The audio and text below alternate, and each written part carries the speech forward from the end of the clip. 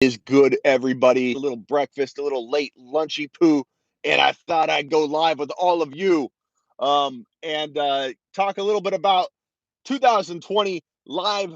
We're going to talk 2020 running backs only. The topic for today is running back only, the running back position only. We're not talking about wide receivers. We're not talking about QBs. We're not talking about tight ends. We'll talk about breakfast if you want, but we're talking about running back. So if you ask a non-running back question, you're taking a lap, Derek, Jarrett. Okay, you're taking a lap if you ask any other question other than a running back question. Um, yeah, so Wendy's breakfast? No, we're talking about an omelet again because that's how I roll. This is what I did yesterday, but I'm doing it again today because this is how Smitty rolls. Look at this omelet. Avocado on top, onion, feta cheese, side of potatoes with sour cream. That's what we're talking about. That's what's for lunch. But I'm putting lunch on hold. I'm putting lunch on hold for you guys so that we can talk fantasy football running backs for 2020. Landing spot for Gordon. Derek kicking it off in great fashion. What's up, Daniel? What's up, Frake? White onion this time, Frake. Thank you for noticing. Daniel, what's going on? Russ, what's going on, Russ? Glad to have you. Jarrett, all of you guys, glad you're here. Derek, landing spot for Gordon. I'm thinking Houston, Tampa Bay, maybe Miami are the top pecking order list of spots I could give you. I think Tampa Bay will look to grab him because Tampa Bay has, I believe, they've got to address that QB position, though, more importantly. So it is very, very tough to know uh, which is going to be more important for them to grab that running back, or they could draft a rookie running back. So there's a potential that the best landing spot, which, well, you could say Houston's a pretty damn good landing spot. Houston might go after a rookie too. That's the problem with these free agents. You got Kareem Hunt, you got Melvin Gordon trying to test the free agent waters in a market where there's only about 4 or 5 legitimate teams that really, really need a running back. And you have a deep ass rookie running back class that's going to make it very, very attractive for these teams to not go after a big name, big dollar free agent running back. So Melvin Gordon isn't just like in the driver's seat right now in terms of, controlling. What's going on, Lucas, with the super chat dono? Thank you, buddy. I appreciate you, Lucas. Um, so I don't know that Melvin Gordon's going to get what he wants. He should not have held out. He screwed himself royally. I'm probably making out better than Melvin Gordon on my one single super chat right here than Melvin Gordon made out last year. Melvin Gordon lost a lot of money sitting out. Uh, Lucas says, we know what your opinion was on guys like Madison and Henderson. Has your opinion stayed the same? Both are great handcuffs. Absolutely fantastic question, Lucas. And I will go to my grave on this that and I'm adamant about it. I'm sticking to my guns on it. It's not a matter of me being right or wrong. It's a matter in terms of the player. It's a matter of me being wrong with the situation. But Daryl Henderson, if given the opportunity, which I don't know he'll get, that's the part that I missed on. I didn't miss on evaluating the talent of Daryl Henderson. I missed on assessing that situation because I assumed that they went after him and went and got him for a reason because they wanted to use him. More yards per attempt than any running back in college football history and over the 60 plus years of stat collection. I'm not wrong about Daryl Henderson. I don't know if they're going to use him. Even if they got rid of freaking Gurley, I can't tell you with 100% certainty they're smart enough to run Henderson out as their starter. But rookies don't always excel their first year. You would think that Henderson would have got more run if they had trusted him. I don't really know. If they get rid of Gurley, if Gurley suffers some offseason surgery, Gurley's not talking to McVay, there's a lot of drama going on there. It would not shock me at all if Gurley was traded. It would be both shocking and not shocking because one, it would be shocking just in the general sense of how would a team be willing? Why would a team be willing to take on that contract with a guy that we all pretty much know is done as an elite running back. I mean, I predicted that last year. He walked into some decent stats because he got handed touchdowns near the goal line and handed some easy open lane touchdown runs. I mean, he looked okay at times. I'm not saying Gurley was an absolute bum, but he in no way, shape, or form earned your 12, 13, 14 overall value that you invested if you took Gurley last year. So Gurley completely busted from that sense, but he walked into some touchdown production, which gave him some decent running back two value here and there all year, which I hoped wouldn't happen because I wanted Darrell Henderson to get the rock. Darrell Henderson to me is a sleeper, a sleeping giant that has a lot of risk and a lot of reward. So that's the best way I can put it. Madison is a must own handcuff to Dalvin Cook owners. If you draft Dalvin Cook in 2020 and you don't cuff him to Madison, you are making a huge, humongous, one of the most humongous mistakes you can make. That would be as bad and equally bad, I guess. Yeah, be equally bad as taking Nick Chubb and not getting Kareem Hunt if Kareem Hunt is on the roster in 2020 in Cleveland. They're handcuffs that need to be drafted together. If you do not get Hunt and not you do not reach a round early for Kareem Hunt if he's on the roster in Cleveland and you own Nick Chubb, huge epic fail on your part. Take a lap, do 50 push-ups, do you need to you need to take 10 laps on that one. If you don't draft Madison a round early and you own Cook, same thing. Get to running, boy, because you are making an epic mistake, epic failure, huge ramifications for you mid-season if something happens to Cook. And something could happen to Cook for 2 or 3 games. He's kind of injury prone, you still could say. Um, so you better have both. And it's not just about getting the cuff. I'm not a guy that gets every cuff out there. But Madison could be a top 5 to 10 running back per start. He's not the average cuff. Madison is an explosive running back that can be a top 5 to 10 running back per start. Kareem Hunt is a top 5 to 10 running back per start. Kareem Hunt and Madison, there are no better handcuffs, I believe, off the top of my head. Correct me if I'm wrong. I don't think there are any comparables in 20. I mean, Darrell Henderson, you could say. But Madison and Hunt are the clear cut until Hunt is elsewhere. We're assuming he's in Cleveland. There are no better handcuffs in the NFL. And these are two of the sneakiest go get standalone value, hold and wait, sleeping giant mother effers you can draft in 2020. Stick them on your bench and wait. Kareem Hunt Madison. I'm going to own Kareem Hunt Madison in a ton of leagues where I don't own Nick Chubb and I don't own Dalvin Cook. I'm owning both of those mofos anyway, because that's how awesome and explosive they are. They're sleeping giants. They can win you a league if they get into that lineup. So, yeah, that's what I got to say about that. Pollard in Dallas, not a terrible handcuff at all. If Zeke went down, Pollard would flirt with top 10 running back numbers. That's a great one to toss out as well. Dynasty League trade accepted, Smitty. His Sutton in 4th rounder for my Drake in 2nd rounder. You're safe, Marcus, because there's running backs in there. So I'm not going to make you take a lap. His Sutton in 4th rounder for your Drake in 2nd. Sutton in 4th. What kind of are those, like dynasty rookie picks? Because if not, if they are, well, regardless, um, I think the Drake side all day long and twice on Sunday. But that's me. You could argue the Sutton side. Sutton could be that good. Drake could fail or falter or run into a cloudy situation that I'm not predicting. Things happen. I'm not right about everything, guys. Look at me on Darrell Henderson. Thought he'd get an opportunity. He did not. Drake could get screwed, but I take Drake all day on that one. That's me. Um, yeah, Russ says Drake side 100%.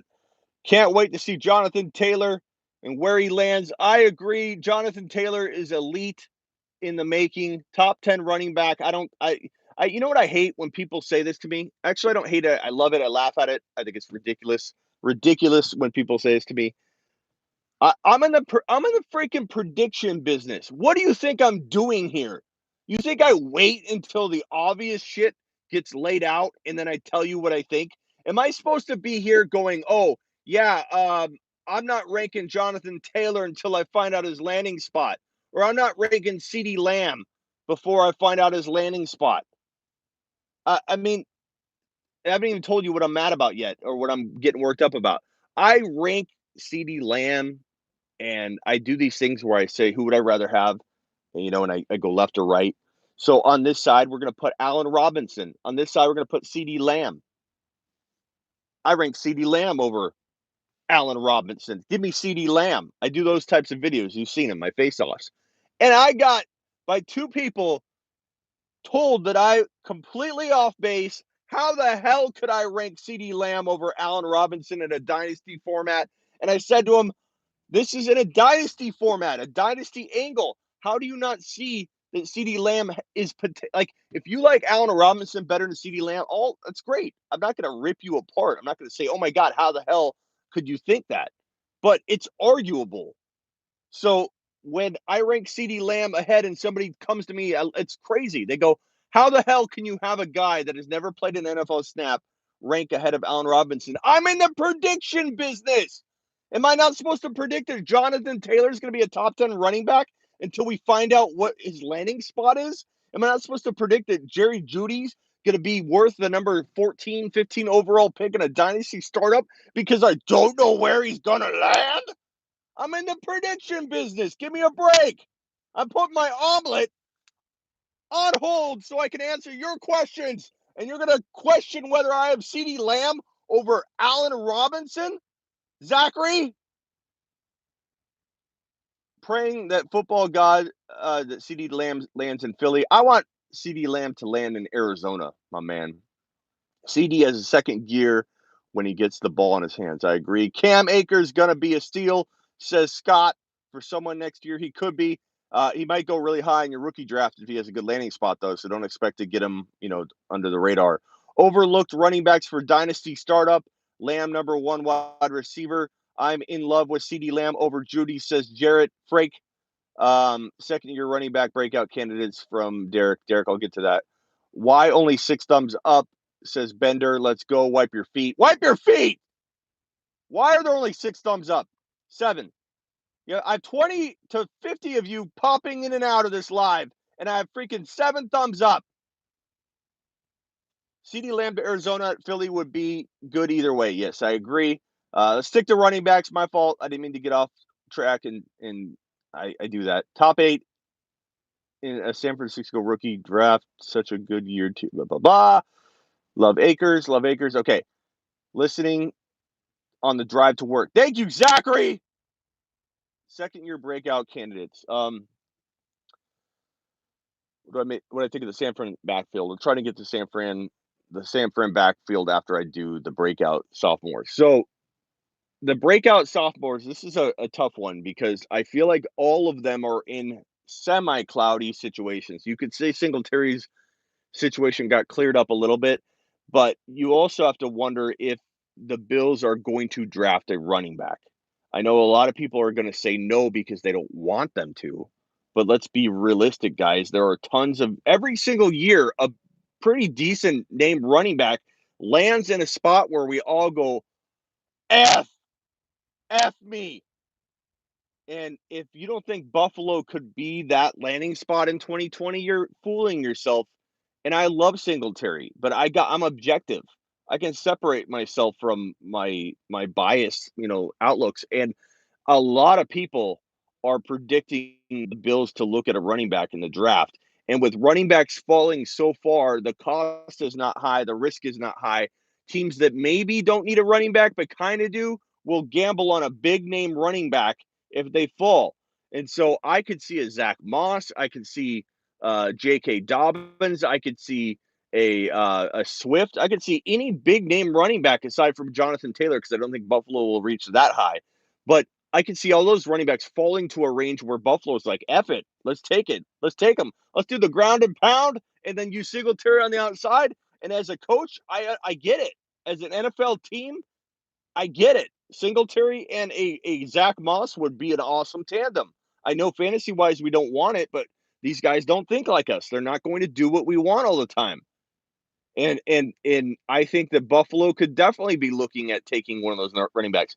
So that worries me a little bit about Singletary, even though Gore is gone. But Gore being gone makes them look at a running back. We almost want Gore there, guys. Gore's getting older. Gore would have been a better stay than bringing in a rookie running back. People are going to get what they're going to see that they're going to wish that they had Gore back in that situation. What's up, Double A? So I'm going to say I love so many rookie running backs in this class. I'll talk more about the rookies in a second. Daniel, I'll try to get to your question package with like AJ Brown and the 1 point. I don't know. I think you were answering somebody else's question. What was I saying? Singletary. Singletary is questionable to me in terms of being like a running back one or a super elite running back two. Only until we see that they don't draft a running back, then I might vault him up a little bit. But even then, it's hard to know if they're going to give him the ball enough. Will he hold up? I like him. I like Singletary a lot. I think per start, he could be elite. I just don't know if he'll be a healthy 16 game every down back. I hope he can. I hope he can. I think he's really elite talent wise. I think he's shifty. I think he can get 100 total yards a game per start. I like him. So Singletary, I like a lot. I just want him at the right price. So let me preface that. I do love Singletary. I just want him at the right price. If I've got to pay like third round value, I'd rather have if Mahomes fell. Mahomes probably won't fall. Lamar, Mahomes, Eckler. Uh, I'd rather have those guys probably than a Singletary. I'd rather have Drake in the fourth round over Singletary. So it's not that I don't love Singletary. I just love a lot of players a little bit better where Singletary's typically going. So I don't grab him a lot. Um, Montgomery, David Montgomery is a top 10 running back. I don't care what anybody tells me.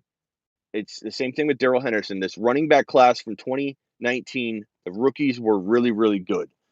We just may not see it come to fruition. We may not see David Montgomery get let loose in the right way. Chicago did give him a lot of carries toward the end of the year, but they weren't great carries. They weren't the right carries. There is a horribly run offense and game plan, and you can't put it on David Montgomery. If you know anything about football, you know that David Montgomery is a tackle breaking machine, and you can't blame any yards per carry on him because he doesn't let one guy tackle him. He makes multiple guys miss, but when you're hit at the line of scrimmage, you don't get the right carries, you don't get the right usage, you don't get the right play calling, you're going to struggle.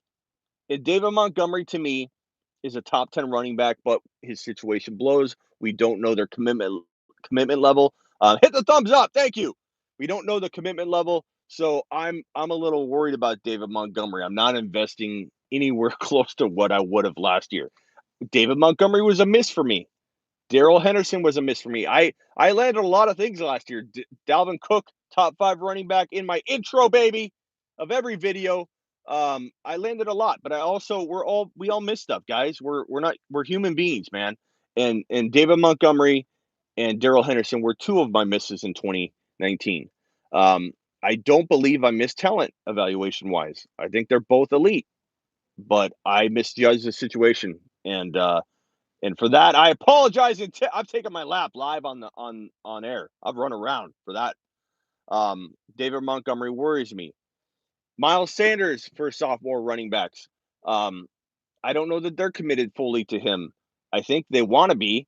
I think that this coaching staff historically does not commit to one running back. That worries me. Miles Sanders, I don't know if he is a every down 20, 18 carry per game back. He's more of I believe, a Kamara like running back where you want him to get 12 carries in 3 or 4 receptions, and he can be ultra productive with that. I think if you give him 18 carries a game, he breaks down. That's my opinion. I don't have anything to base that on other than just my eye test in looking at his size, how he takes hits. I just don't see him holding up, but I could be wrong. Yeah, at an 18 to 20 carry pace. If he's getting used properly, I think he's still ultra effective. I think you maybe get the same amount of production out of him as you would 18 carries a game. You give him 18 carries a game, then he's not maybe as involved in the passing attack. So it's going to wash for him. Um, so that's my take on the sophomore running backs. Hit me with some more questions. I'm ready. What's up, Josh? What's up, Jarrett?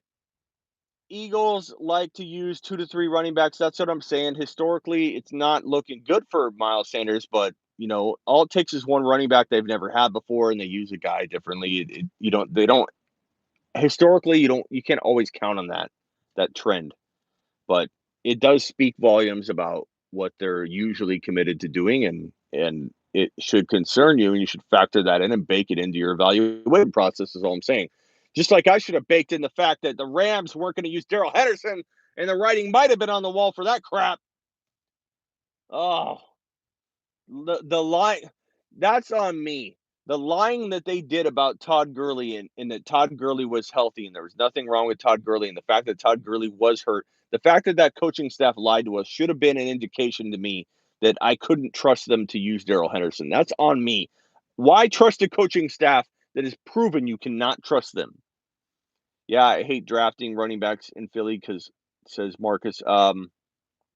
Sanders is a nice running back 3 flex until we see him getting more, says Jarrett. I agree. Problem is, if you want to own him, you got to draft him higher than that. Kind of like DJ Moore. I'm not going into wide receivers, but DJ Moore, you can't really own him in 2020 because people are willing to pay like really high value. And I see him going in the second round in mock drafts, and that's way too freaking high for a guy that doesn't have his QB situation worked out. And we have a lot to prove.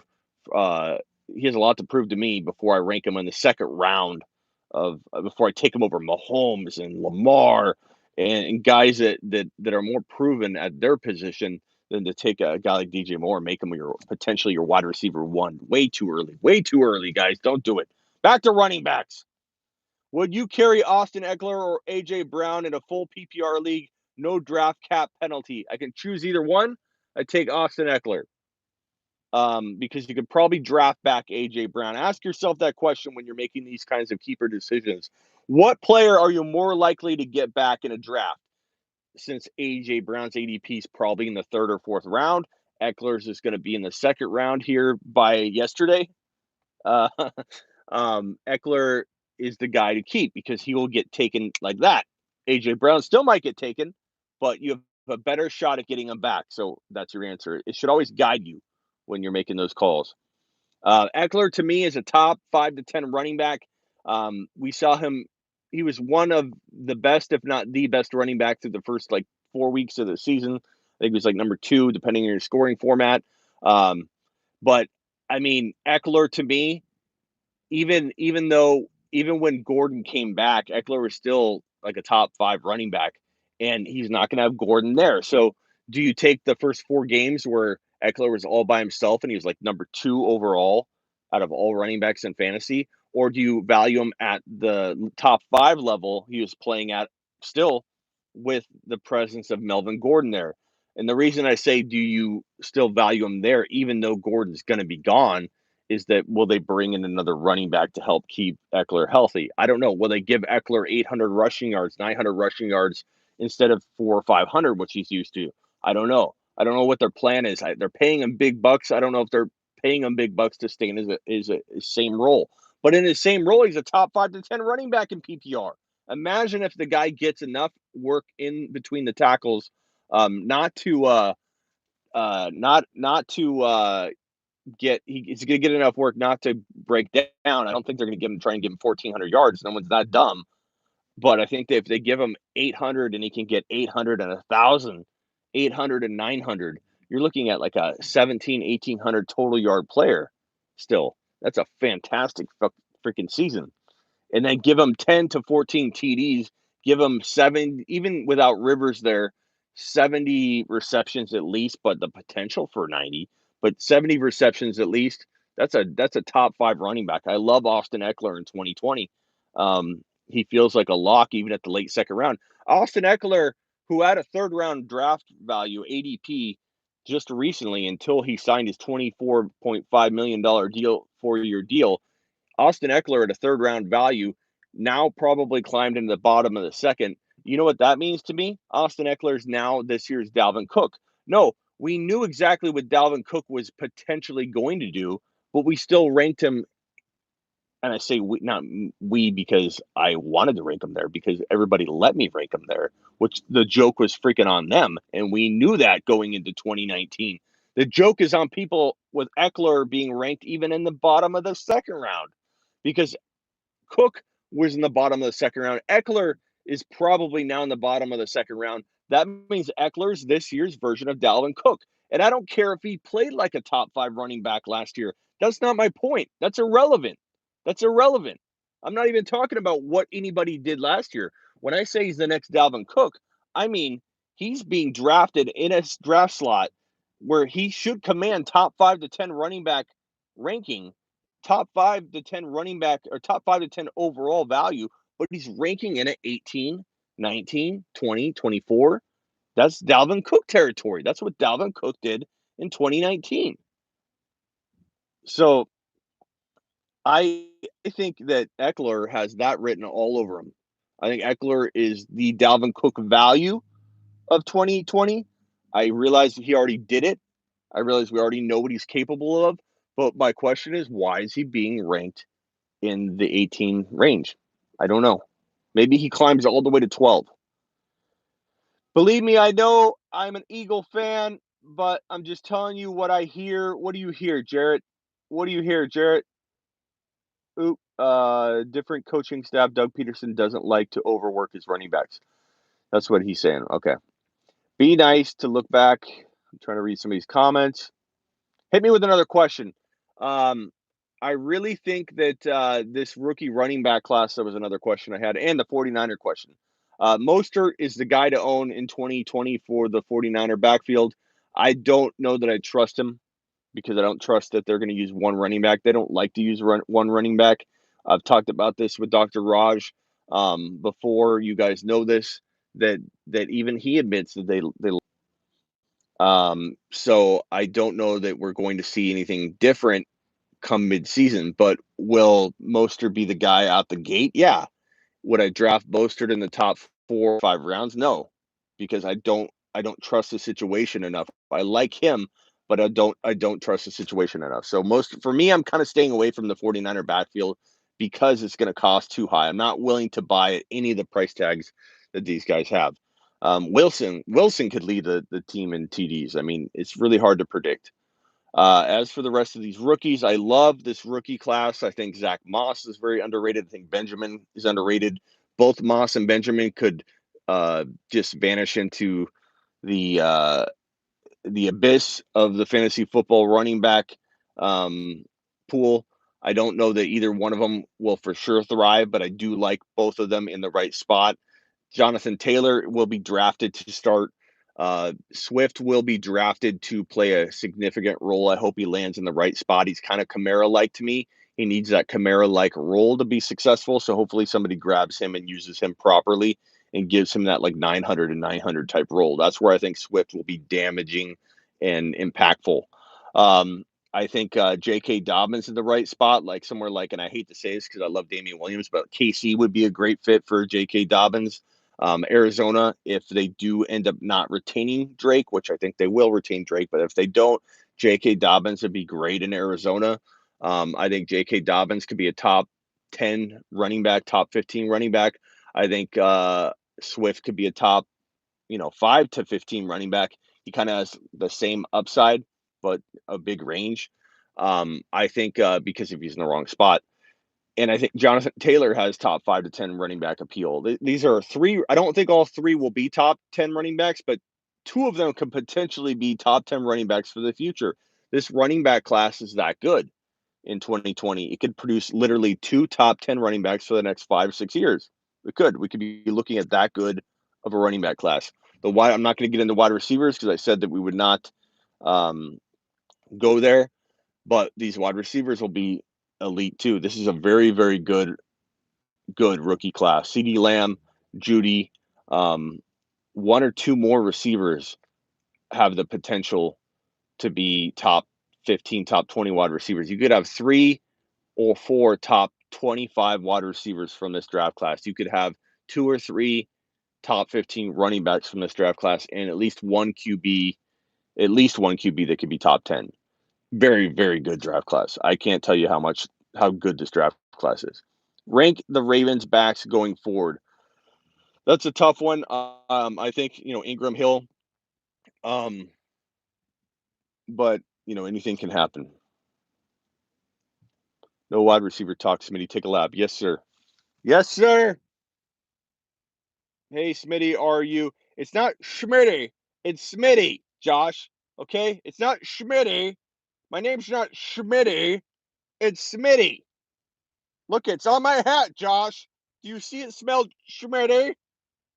Are you doing any other listener leagues dynasty redraft? Yes, Josh. You will see a lot of them, okay?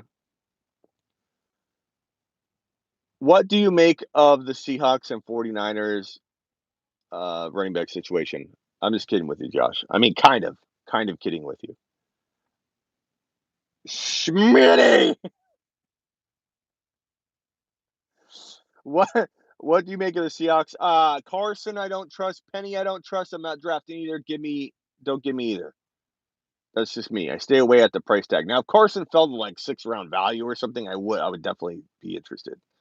I already talked about the 49er backfield. Don't trust it. I'm not investing in Mostert that high, so I'm probably not going to own him in 2020. What's going on, Marcus? It's Smitty here. Smitty broadcasting live.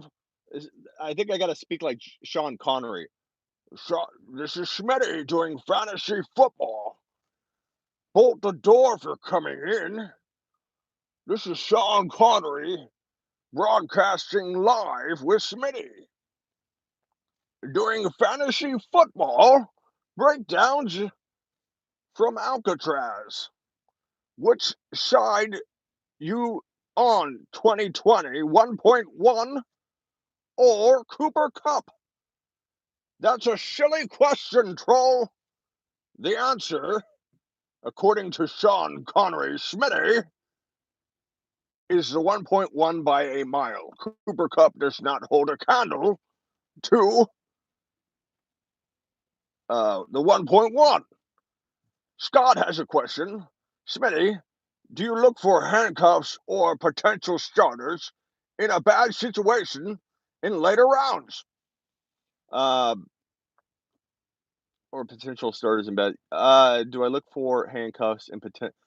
Honestly, no, I don't look for anything in particular. It's like just if I see a running back like Madison, if I see a running back like um Hunt, that's in a back, like it's a case by case situation. I don't look for any one particular formula. It's a big combination of everything. I'll be doing a handcuff show really soon. Don't worry. Buy lots of water and toilet paper while you're out. Hashtag Corona, says Sean Connery Smitty. Example Madison versus Ronald Jones last year. Last year, Scott said. Madison's just pure talent, bro.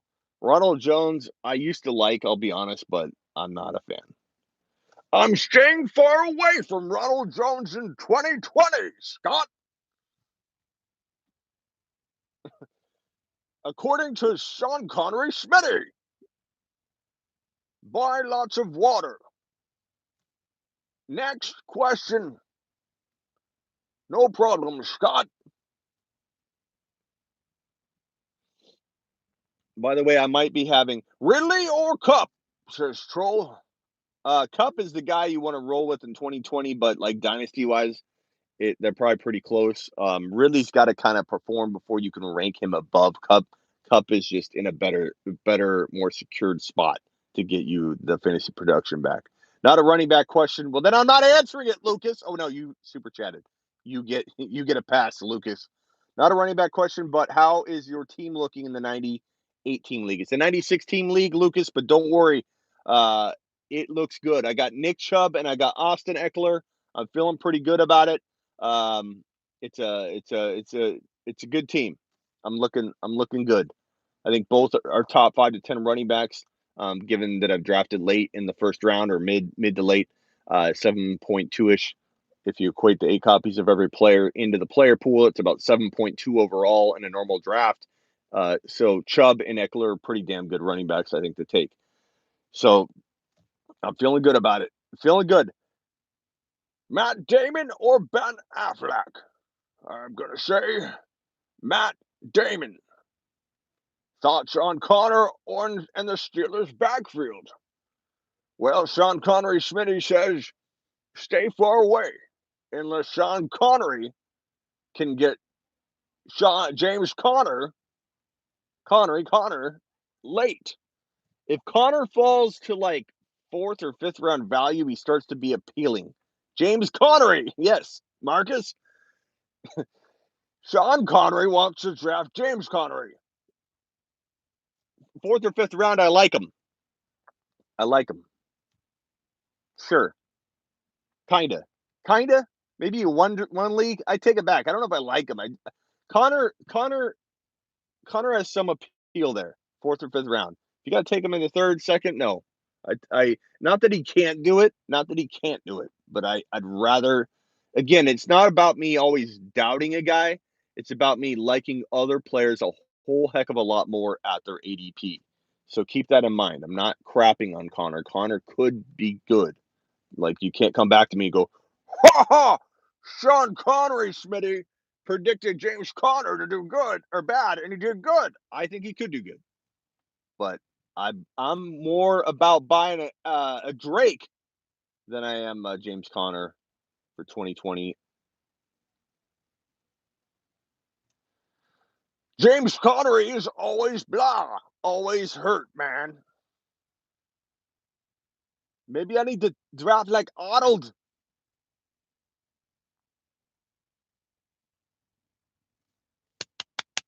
Get to the chopper.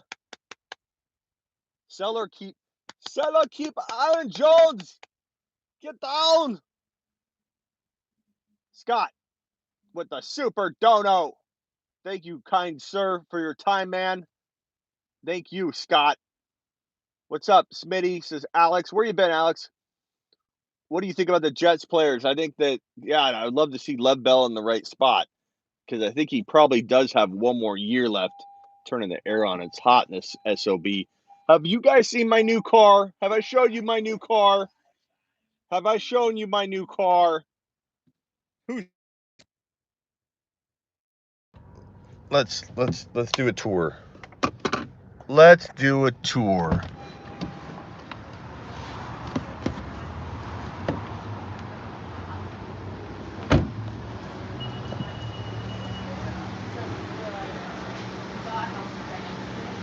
Blacked out trim, black wheels. Got rained on just now. Black, totally blacked out. Paddle shifters, turbo. I love the paddle shifting turbo feature. Drop that sucker into sport mode. Activate the power paddles, the shifter paddles, and you can take control of this baby as if it's a stick. I freaking love it.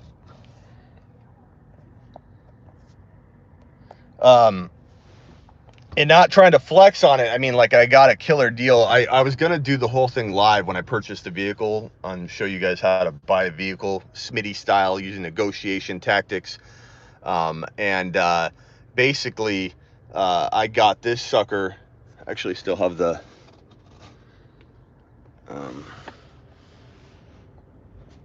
thing right here. This is a 27. Well, obviously they wanted to sell this higher. $27,000 is what they wanted to sell it for initially, and then they listed it, or they had it like on the lot for like 24.5. And so basically, when I go buy a car, what I do is find out what the base model is. So the base model for a Honda Civic hatchback, stripped down, not turbo, not sport. And it's like you could get it out the door for like 19.8 if you really wanted to, something like that. So my whole goal was to get this thing as close to 19.8 as possible. So I ended up getting from, obviously not 27, but 25 down to 21, and then trade in on my vehicle, which my vehicle, the Kelly Blue Book, I got like $2 or $3 grand over. So paid down, financing less than $19,000 on this bad boy.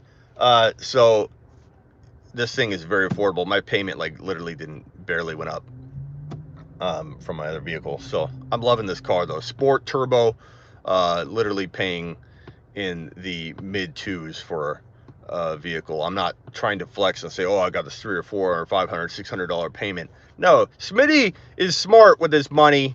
Smitty's trying to grow his show. Smitty needs donos and super chat still. Don't think Smitty's rolling so heavy that he doesn't need that shit.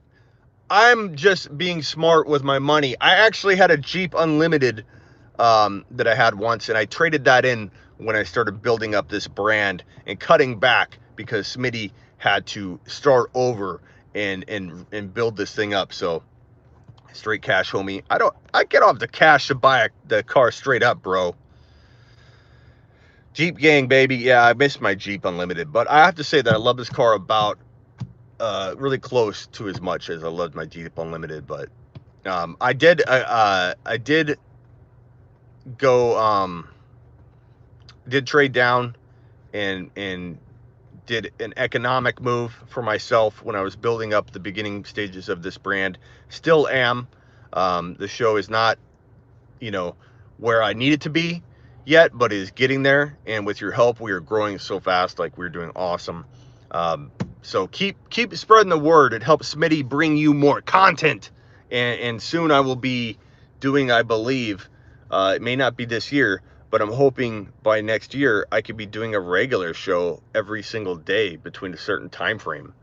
And that's going to be my ultimate goal, is to have like regular scheduled programming for you guys. So much so that you know, some networks come around and they're like, hey, you know, do that show where you're doing it, but let us sponsor it or whatever. Sponsorship is going to be a big part of the growth, but you know, the super chats and donos are super appreciated. They help me survive and keep things going. Don't think that they don't help. They do. Never expected, but always appreciated, and it helps Smitty keeps the lights on, baby. So a special thanks to the super chatters here today, which were Scott and Lucas. Scott and Lucas, thank you, kind sirs, for the super chats. All right, guys, I'm out of here. I appreciate all of you.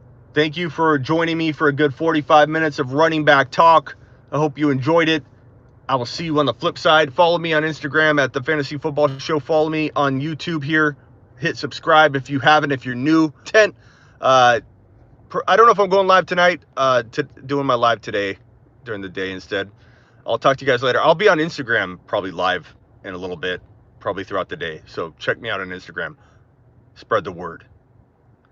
For now, Sean Connery Smitty, signing off.